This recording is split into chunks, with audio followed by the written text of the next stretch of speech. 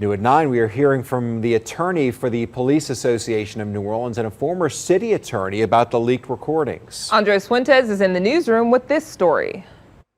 Guys, I spoke with William Aaron, the city attorney in the early 90s, and he stressed the importance of a third-party agency in an investigation like this. New Orleans City Attorney Denisha Turner takes responsibility for inadvertently releasing recordings tied to the investigation into Officer Jeffrey Vappy. Described as Louisiana Parkway. Yes.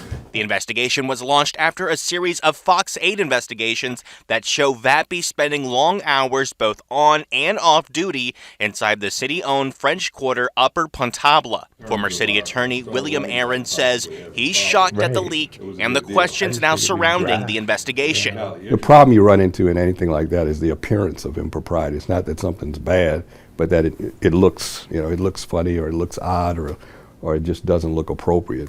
The leak recordings were several hours of questioning from an investigator with the NOPD's Public Integrity Bureau and with the officers on the mayor's security team, including Vappy.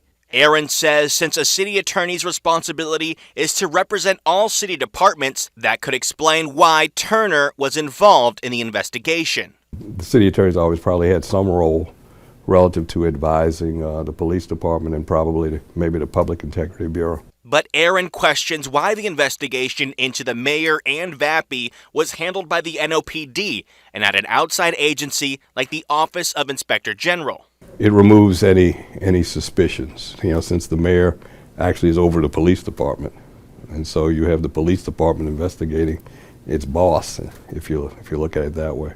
I think it was made clear by certain persons and parties and entities that it should have been handled by a independent third party. Eric Hessler, the attorney for the Police Association of New Orleans, is concerned about the state of the Vappy investigation. But he's also concerned that these tapes were released too easily, while he's had problems getting these types of files for his own cases. We literally had to file suit and go to court and fight for them to turn over completed investigations to be used in the defense of police officers at disciplinary hearings.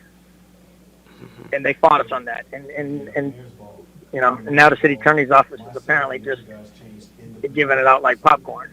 And as Aaron says, the officers that gave testimony could also be concerned about their comments now made public. It wasn't just a very short snippet of information. It was a lot of questions, a lot of answers, and so, it has a lot of people talking. Aaron also says that he hopes the current city attorney's office sets up a series of checks and balances to make sure a leak like this doesn't jeopardize other investigations.